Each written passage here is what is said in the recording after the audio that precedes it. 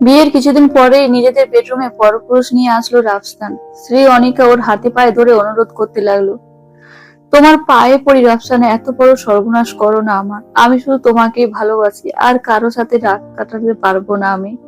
রাফসান অনিকার কোনো অনুরোধ শুনো না, লোকটাকে ঘরের ভিতরে ঢুকিয়ে দরজা বন্ধ করে দিল।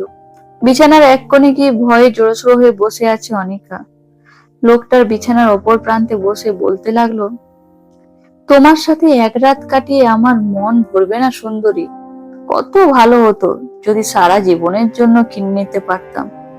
আমি প্রথম দেখাতেই যে তোমার প্রেমে পড়ে গেছি। লোকটার কথা শুনে অনিকা কিছু একটা ভাবতে লাগলো। এরপর লোকটাকে অবাক করে দিয়ে তাকে পেছন থেকে জড়িয়ে ধরে তারপরে তার কানের কাছে গিয়ে বলতে লাগলো, বিয়ে করবে আমায়? তুমি চাইলে আমি সারা জীবনের জন্য তোমার হয়ে যেতে পারি। কিভাবে?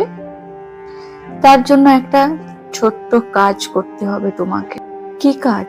দাঁড়াও, আমার মুখের কাছে তোমার কান নিয়ে এসো, তারপর বলছি।